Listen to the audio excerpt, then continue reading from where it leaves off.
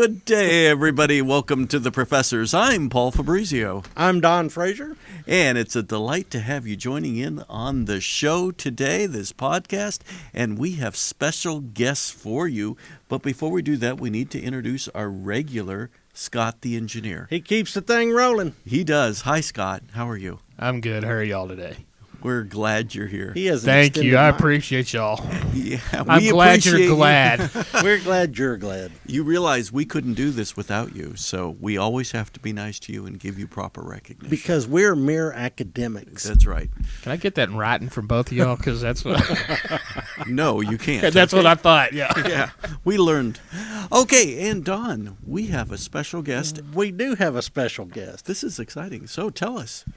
This is Sarah Frazier, Yay, Sarah. my youngest daughter. But what brings her to the microphone today is that she is a brand spanking new voter.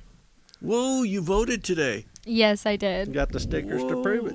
And you did too? I Very did. good. Well, as long as I was there. You might as well. Yeah. Okay, so Sarah, do you want to tell us first, like, how old you are? And I turned 18 in December, and I registered to vote in January, and I got to practice today voting. So, well, not practice. It wasn't the real practicing, thing. it was well, no, It like counts. I practiced my ability to vote. She so, practiced her democratic right. Yes. Okay, very good. And you are a high school Yes, senior. I am a high school senior. I graduate in May, so Very good. And future educational plans? I'm going to college. Good. Yeah, I don't know exactly where yet. Maybe TCU. It's in the running right now. So Where your dad got like a PhD or some yeah. degree Just like that. one. Yeah. Just like one. Just like one. By the way, we should call this show the Frazier Show, I think, because this is the second Frazier guest we've had on this show. I'm the youngest of 10 kids. And We have I'm very broad talent pool. Hey, I'm the third oldest of 10 kids. you got spare Fabrizios laying around, bring them on. They don't come to Texas for some reason. Well, there you go. Yours are all in Texas, aren't they? Yeah, I guess they all are. Yeah. I mean, I've got a few outliers there in places like Ohio and Yeah. things like that. But My outliers are Switzerland and Hong Kong. yeah, we're not paying for the plane ticket. No, not yet. Not Yeah. yet. She was just walking by and I said, "Hey, I've got an idea for A a show. program." Yeah. Okay, so you voted today. yes. So you exercised your principles, your rights, actually, as a member of this democracy, this republic. So tell us, what did you think of the process? It's very simple, which is helpful, especially whenever you go in there by yourself. And I looked up the ballot before I went in just to kind of get an idea. Informed voter. Yeah. Whoa. Okay. Yeah. And And so I already knew what I was kind of leaning towards before I went in to actually vote. So, okay. yeah. And here in Texas, the primary, and that's what you voted in was the primary, is the earliest voting in this year in the whole country. So you're among the first voters in this country to vote. So that's pretty cool. Congratulations. So, and there were not only people on the ballots, but depending on which party you chose, and you don't tell us that, it's a secret ballot. There were But she questions. lives in Abilene, Texas. I'm But just she lives saying. in Abilene, Texas. But which- she is related to an academic, so That's true. That's So confounding and baffling. that's right. So there were questions on the ballot as well, and they asked your opinion on things, didn't they? yes. Did you like that?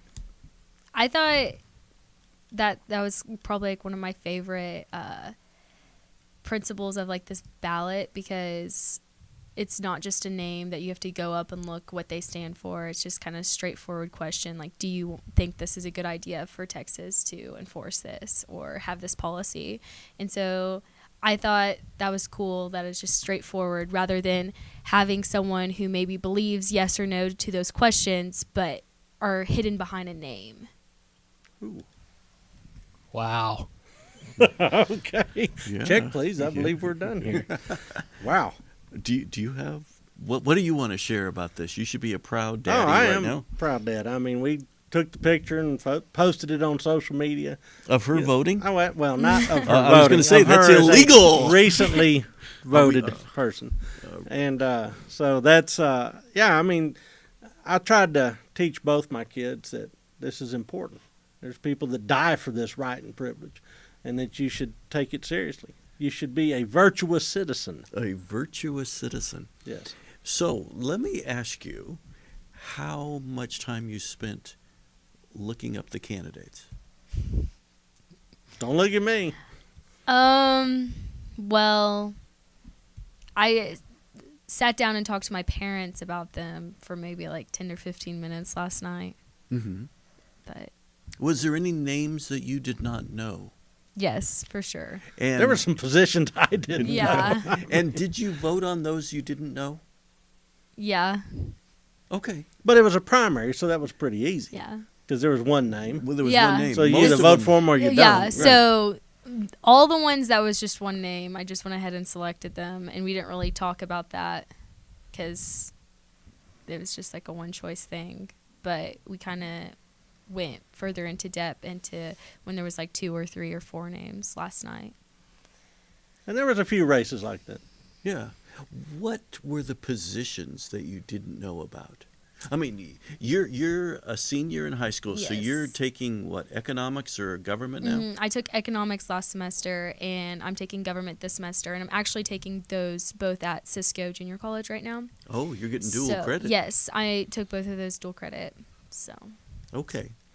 So what do you remember what some of the races you didn't know their names or you didn't know they existed? And I'm losing my voice as we're talking. That's so like you're getting all if choked there's up. some water around here, Well, I it's really the, appreciate it. It's the great love of a political scientist for this process. Yeah, You're getting all it's- gerflimped. I am.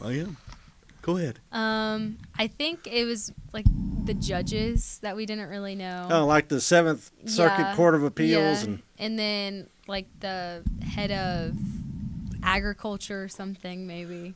Yeah.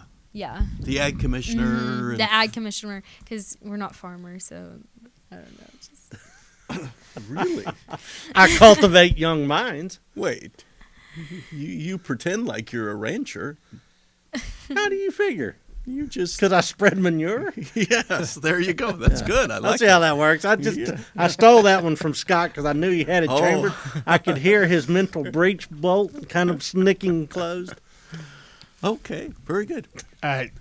Just saying. Good one's all I can say. Yeah, it was a very good one. I like That's a it. good one, Potsy. Yeah, thank So, you. overall, did you like the experience?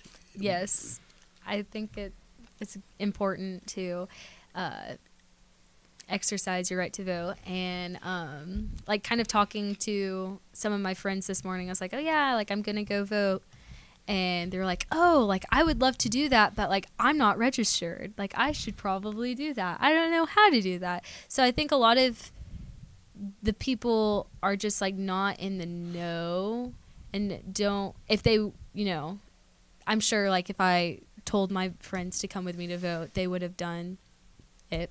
But just the fact that they didn't really know how to like become registered or anything. So I think that should be something that they kind of explain more. Don't they teach that in government class in high school? I Well- don't know. Tell what So far, no.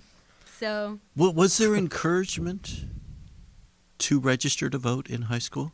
I haven't really been encouraged at all. I mean, some of my, human geography teacher, she was like, yeah, like it's important to go register. But I was hearing that as a 16-year-old. And so, you don't really think about that because you have years, you think, to think about it. But I haven't been told recently how or encouraged to register to vote in public school. They also don't write anymore. The old junior theme is out the window, too, so they No. can't write and they don't know how to vote. Huh. But do they encourage the guys to go register for the draft? No, not really. But I also... But they have to do that. They have Yeah. to, whether they I was like it thinking or to not. say we got in trouble if you didn't go do that. Yeah. Yeah. You didn't They burn came your looking draft. for you. But the school year's not over. My government course isn't over yet either. So that might be, chapter 7. We're only chapter 4. But Ah. so far, nothing. Do you know of any of your friends who voted yet? I actually went with one of my best friends last year, because she's a year older than me, and she voted for the presidential election. So she's the only person that I know, like specifically on the top of my head, who have voted. You didn't try at to vote 18. last year, did you? No. Good. See, when we're going to take I try. She just never listens. we're going to take a break. When we come back, I think we want to talk about who should vote and should people who aren't informed participate in the voting process. Yeah, I'm also interested, too, in some of the issues that concern you. I mean, Yeah. we're hard on the heels of a school shooting, and there's some debate over gun control and all sorts of other things. And, hey, this is the future here. We're rapidly the past. No, I am the past, and you're almost there. I'm holding your belt loop as you go. And so, So we need to listen to see what the future has to say. yeah, fresh voice. And then there's Scott the engineer, who's holding up fingers and telling us time is running out. So how about we'll be back shortly? Right Okay? after this break.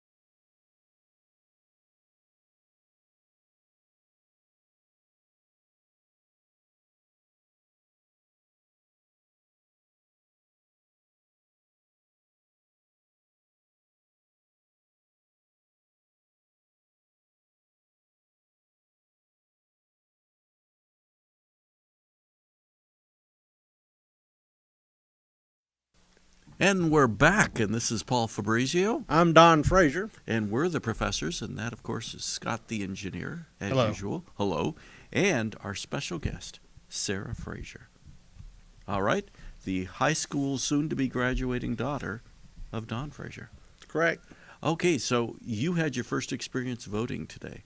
Yes. So, I'm not your husband, your dad and I had a long conversation yesterday about who should vote. And one of the questions that came up was whether people who are uninformed should participate in the process. Because I had a van load of them down in the parking lot that I was taking to the polls, and he took exception with that. I took You can't go down to the river with your van and get people to go vote with you. That's Well, apparently you can if you're Dr. Fabrizio, because you don't have to be informed. You just have to participate. Yeah, I'm a great believer in democracy, and it's open to anybody, basically, and they should have the right to vote. What do you think? I think it is important that everyone should be allowed to vote because we all live in this country. So Allowed to, yes. Yes. And but I do see the issues on both sides. It's if you don't know what you're voting for, you could be voting something that you don't exactly know all about, and that is a bad thing. But then again, I think it's important to have the option to vote, even, if you, for whatever reason, don't know exactly what. But then again, how do you determine who is worthy or not to vote? You ask me and I'll tell you. Yeah, okay. Okay. Yeah. Don Frazier, Yeah. Dr. Frazier. They have to pass my test. And then see, that's exactly. what So I then, think about. so then it gets down to the point, well, whose, opinion of who's worthy is the correct opinion, and then you get into that, and so Scott seems perplexed. I think it's a tricky concept. So where would you come down on? Do you think there should be any requirements beyond that you be 18 years of age? And can fog a mirror. Yeah. I mean, I think it's important that you're a legal citizen, Okay. obviously. You don't think illegal should vote? No. Well, how do you tell if somebody's legal or illegal? By documentation? Well, Being you mean they should have to show ID? Yes. So you're pro voter ID? Oh, Okay, yeah. but pull out your driver's license. Okay, it's on the table. Oh, it's on the Okay. table there. I have my driver's license Yeah. here. And does it say if I am a citizen? So let's give No, it, it doesn't let's say. give it to Don Frazier. Does it say that I am a citizen? No. But that's a valid ID. It But- says you're a bro. It says I'm a bro. Yeah, right there. It says eyes, bro. Bro. Sorry. But can you get a driver's license without Being a being citizen? a citizen? Yes. Well, then that's an issue. Well, no, can you register to vote if you're not a citizen? You are not supposed to register to vote. But there's Because nothing that's stopping you. What's the There's a question on the thing. Are you a citizen or not? And when you sign it, you're in essence taking an oath, and you say, "If I am not But a citizen, no one's I've checking on I've that? broken the laws." But does anybody sit there and check to make sure that you're on the rolls of citizens? In fact, to be honest, do rolls of citizens actually exist? I don't know. I honestly don't think I so. think if you check no empty ending, that might be. Yeah. I mean, how do we know in the end who is a citizen? We know who's born through birth certificates, and we know who has Social Security numbers. But are those correlated with each other? Are they Especially separate? with so many for sale. Yeah. It's an interesting question. Yeah. But you think we should be a citizen, and I totally agree with you. Yes. You got to be a citizen. Yeah. And so they accept my driver's license when I go to vote. Did you use your driver's license? I did. Okay. Yeah. And you used yours too? I used one as well. Okay. One time I just showed up with my passport just because I wanted to do something different. And And I got a vote. Huh. Okay. I had somebody ask me about being a Cherokee voter because I have a little bumper sticker on my truck. First time in 2 years. And is He there... said, what is a Jiwi or whatever it is voter? I said, it means I can vote in Cherokee elections. And have you? I have actually. You have? Absentee in Rogers County, yeah. Very Talking good. about an uninformed voter, though. I think, Yeah. So wait a second. You like CWY. Yeah. So you like informed voters, except when you can vote in Cherokee elections, where you're an uninformed voter, and that's okay. That seems sort of contradictory. there, Because Don. it doesn't really matter. It's just, stuff up there in Oklahoma. Oh. So okay, some so elections- I'm a bit of a hypocrite. Yeah. Okay. Now that we've established it, We've let's established go back that. to your daughter, who's still fresh and, And innocent. young she's, and innocent. She's and not a hypocrite untainted. voter yet. Yes. So think of your friends. Should they be voting? Yes. Do they spend as much time as you in studying the issues? I mean, we talk about issues. Uh-huh. You and your sometimes. friends do? Yeah. Some heated debates over stuff. But, like, just specifically... Wait, am I allowed to talk about what's on my ballot? You can. It's You just don't say how you went it's with a, it. It's a Okay. secret ballot. It's totally up to you. Yeah. What So, do you like- want to say? definitely like one of the issues that we talk about a lot, and I don't know specifically why, but we talk about abortion a lot. Mm-hmm. And so like I know that specifically one of my really good friends is very passionate about it one way, and then another friend of mine is passionate the other way. So And I know it was on the ballot. Yes, this it was. time It around. was on the ballot, and so that's kind of like I like mentioned that to one of my friends. I was like, "Hey, this is on the ballot. You might want to go check that out, like, because I know you're very passionate about this." And so I definitely think it's if you're passionate about it, then you should go and exercise your right to vote. So Your duty. yeah, What if you're not passionate? See, I mean, Yeah. this country makes a big deal about passion in politics. The reality is that most of us aren't. yeah, Most of us just want to be left the heck alone. Yeah. Exactly.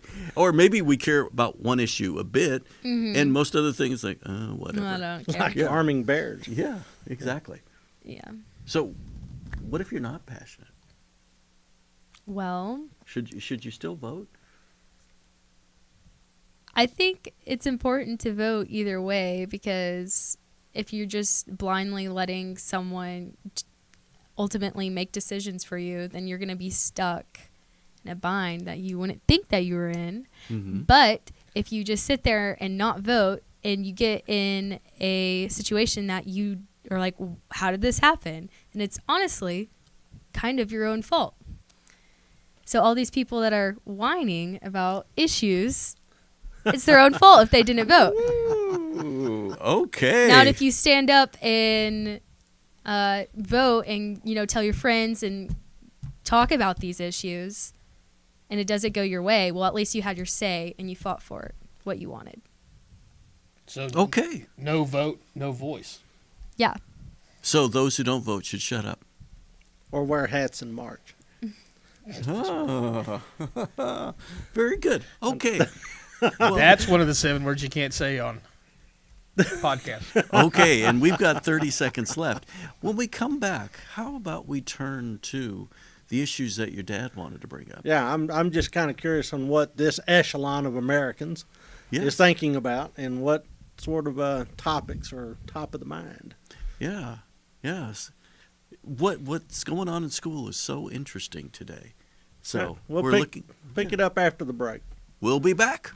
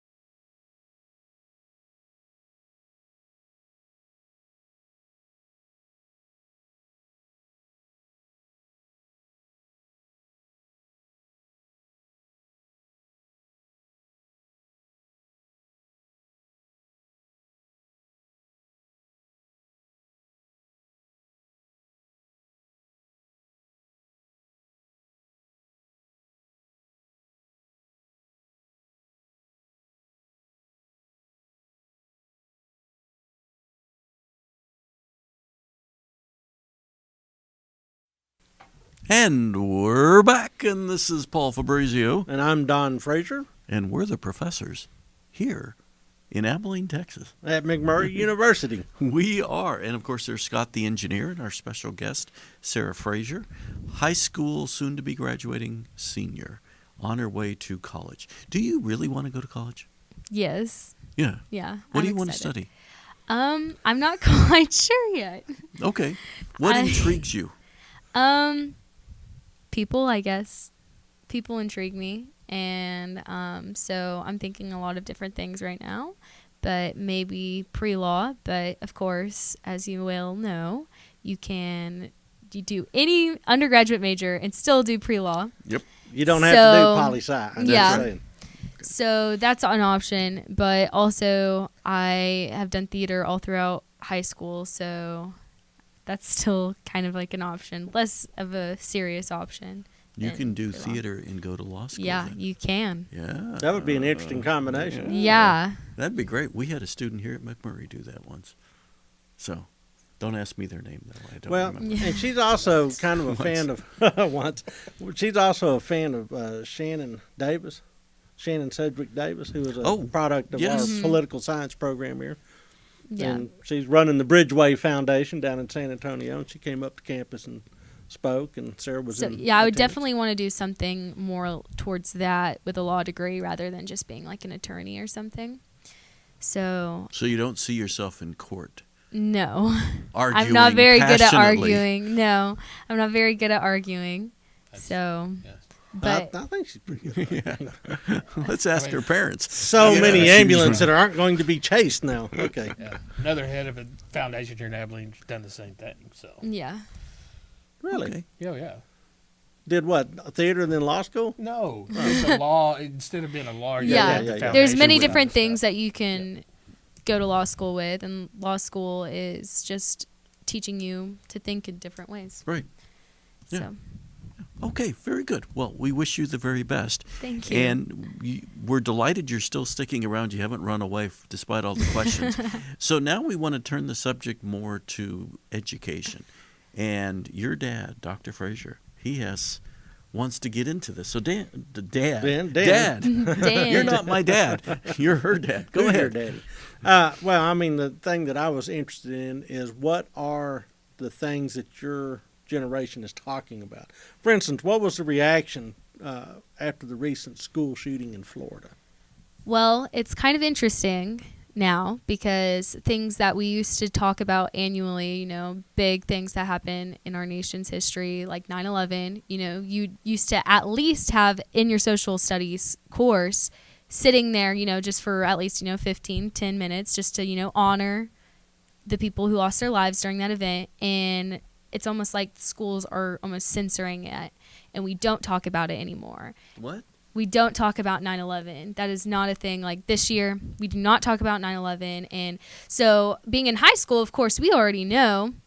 And so I don't know if they're teaching the elementary school students or if it's just like a little section in the textbook. So all this stuff that's been talked about mass shootings and stuff, especially like what happened in Florida, they did mention in between our pledges of allegiance and moment of silence are just, simple, keep the victims of the people in Florida in your mind as like before the moment of silence. But that was all we touched on. Right. And so anything that is talked about at school now is if you're going to bring it up with your friends during, social time or, during class or anything like that. But, and I don't know. I don't take a history course on campus. As I said earlier, I actually take it at Cisco Junior College, and we haven't met since that's happened. So I don't know if we're going to talk about it in that class because it's a government course, and we're not going to sit there and talk about the mass shooting that has happened in, per se, a math or science class. Sure. So we have not really talked about it. You should Other have than- taken my class. We've discussed it every time. Since Yeah. then. Well, and I guess as a student in a high school, are you concerned about your safety? Well, it's definitely sure that everyone else is concerned about our safety. AISD has gone through a lot of specific measures to keep us safe. We have new fences that are blockading the school, and all of them are locked, and you can only go on a specific door, and we all have to have our IDs, and you can get in trouble or get detention if you don't have your ID. Even if I want to leave campus, I have to show my ID, and it has to have special permission, which I think, is kind of annoying sometimes when you have to park across the street and walk an extra, 200 yards. You're like, it's cold, and why aren't these doors unlocked? And this is annoying, but they're definitely taking these leaps and bounds to keep us safe.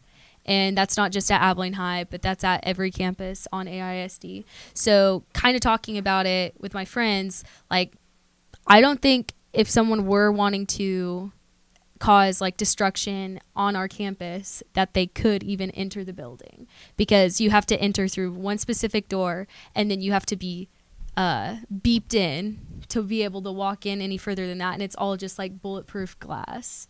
So I don't even think, other than if they shot through the fences, they'd have to assault the school. Yeah, or jump the fence, which you can do. I've seen people do it because they didn't want to walk through the door, but yeah. So they've improved security over the years, because we've been associated with Abilene High School for I don't know how many years, and it used to be there were a bunch of different ways to go there, and now there's only one entrance. Yes. Well, there's many different entrances, but you can only get in if you have a activated key card, and only the teachers are allowed to have those. Or they'll unlock it after school. They'll unlock the gate that's close to the fine arts hall. But Abilene High is in such a specific location that there is a lot of random traffic just walking through. Mm-hmm. We get people walking through all the time, and there has been issues with random people coming up and saying, give me a ride or I'm going to shoot you. And not going to lie, that you can't control who's going to walk in the parking lots or anything like that. Just the other day, I had some person come up and ask for money and a ride, and you can't control that. But going from class to class, they have definitely crunched down on the safety and who actually enters the building. I was talking once to an elected official here in town, and they were expressing concern about the schools after hours, because as you said, they open up the gates, but there's still so many kids for theater practice or football practice or band, or you name the sport. Yeah. And it's security exists until class is over. Yeah. And then there's no security at all. Yeah. Do you feel insecure at any time? In the campus itself, ignoring the people who walk by and honestly, not really, just because once you get in the gate that's unlocked for the specific practice, there's still 3 or 4 doors that you have to get through that are more often than not locked. Mm-hmm.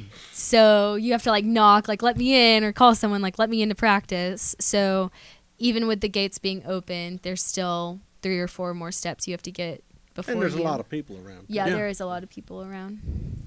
Yeah, of course, the whole point was that a lot of people could attract. Yeah. Someone wanting to inflict hit a lot of, yeah.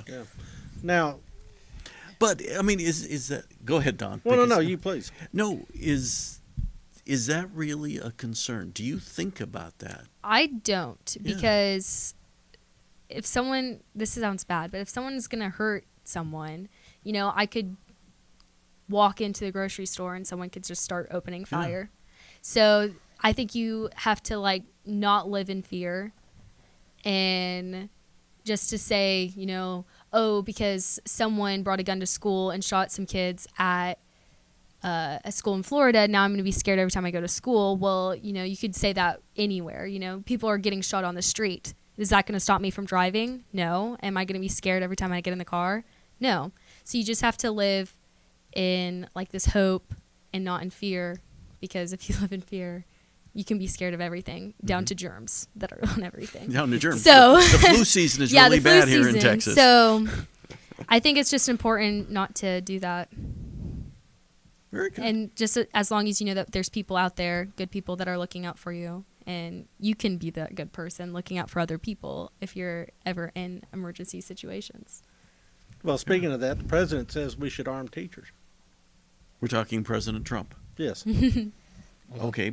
Texas, You and I think Texas took that to heart this morning because I said on the radio there was a slew of schools that were making announcements that their teachers were carrying. Well, I mean, that's already a thing in Texas, Yeah. absolutely. Right, it's been Yeah. allowed for a little while. Yeah, but I think they like turned it up to 11 this morning. Evidently, Okay. that was yeah. Okay, now, both you and I, professors, we're teachers, but we only have, 30 seconds left? Oh, I'm sorry, what was that? 30 seconds left. 30 seconds left. He usually holds his fingers up here, but now it's like they're grabbing something. So when we come back, should we talk about arming ourselves? I would be interested in talking about that very issue. Okay. I how think, and about- also to get her impression on it. That's right. Now our guy isn't keeping track of our time anymore, so we've only got 4 seconds left. We'll Scott be the back. engineer will be back.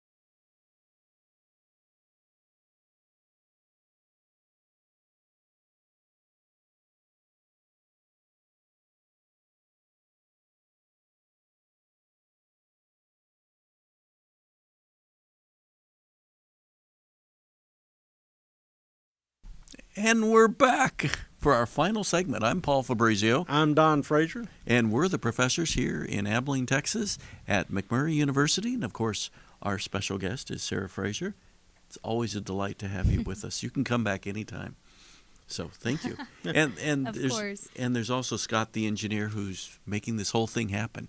He holds up the fingers to and we'll just leave it at that. Scott, the fingers are Which the magic of fingers? the show. Yes. Yes. The fickle finger of fate. Yes, I just moved my microphone. That's why it made that noise. Well, I I'm thought sorry. we were having a Timberler. No. Okay. So we want to talk now about arming teachers. How would you, Sarah, feel if you knew your teachers were armed? Well, it's definitely like rumored, and I don't know if it's for sure or not, that each hallway they like vote on who should like carry or something. Wow. But they don't release that. They don't let any of the students know. They don't. It's super secretive, hush hush. And That's part of the magic. yeah. So I don't know if my teachers carry or not. Like, there's definitely some teachers I'm like, okay, if he just like pulled out a gun right now, I wouldn't be surprised. You know, just start shining it. But it's not. Red dot going along the wall. Oh, that's just Mr. Corncob down in physics. But it's not. It's not released information to the children. The children. Being us. Do you feel comforted with the knowledge that some of your teachers might be carrying? I think, of course, if something serious enough happens, then I think that'd be a good thing. And we also have a police officer on campus who does carry as well. Do you think he would engage an active shooter? You know, there's been some criticism in Florida that the resource officer did not engage. Well, our resource officer has kids that go to Abilene High. So he would have some skin in the game. He has the parent instinct going for him. But also something that is discussed is kind of like a plan that you're supposed to go over in every class. Like, oh, if there is an active shooter, this is what we're going to do. And some of them are like kind of ridiculous.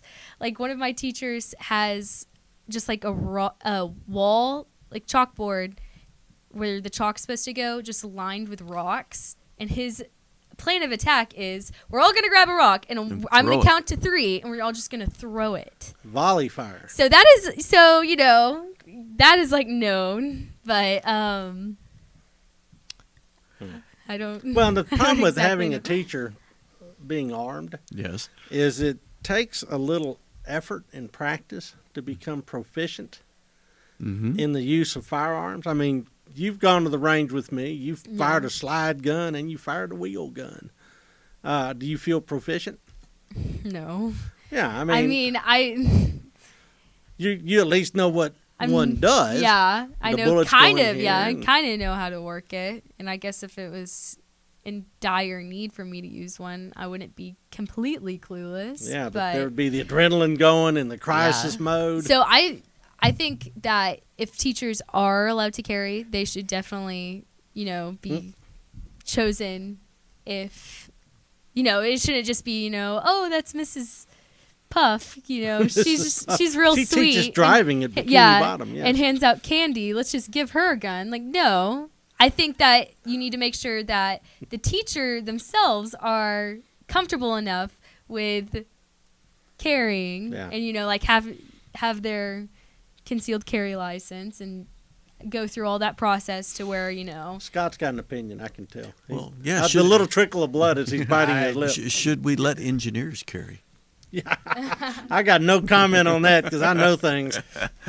I've traveled with Scott before. So, Scott, please. Oh, my opinion is yes. I think teachers should be able to carry.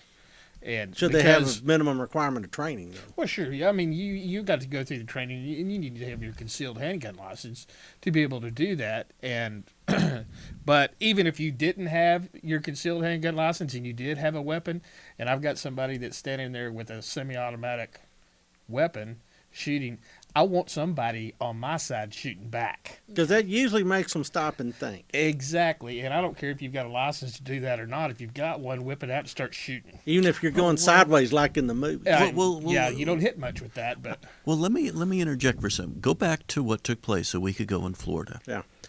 This student planned the attack, this former student. Supposedly, yes. And there was a school resource officer armed. Correct. So he was not deterred by that knowledge. That guy totally cracked under pressure. Oh, no, okay, he totally cracked, but that's a different issue. The whole idea is that armed teachers, armed campus, would prevent these kind of things, but it didn't in this case. Yeah. So what does that say? Are we operating under an assumption that they're only going to places where they know they're not going to be attacked? Or did he go there with the idea that, yeah, there's an armed guy and I might get into a fight and I might die, and maybe that's what maybe this was an attempted suicide by a police officer. And that could be very true also, yes. I mean, what stands out about this is that this guy survived. Most of the mass shooters don't survive. Usually they kill themselves. Yeah. Right. And you know, he didn't know that guy was not going to respond to that. I mean, right. You know, he didn't. That was just a roll of the dice that worked in his favor. Yeah. And so I don't see that that's true. You know. But I think the whole premise of the idea of arming teachers is that the knowledge that the teachers are armed Or may not be armed. Would prevent someone from going there. But in fact, in this case, it didn't prevent someone from going there. Right. And you can't protect yourself against crazy. Yeah. And I definitely think that some of then that's a different issue. Go ahead. That some of the people that did take action just weren't armed in that situation, like the assistant football coach. Mm-hmm. And like that's when you just start getting into like, what if he was armed, you know? And so that just comes back to the issue that you have to, if you are going to be armed, that like it should be volunteer based, and that whoever you shouldn't force someone to be armed, but if you know that they would like to, I think it should be an option to consider. Let's go to something else. The fact that this guy, this security officer, did not engage him.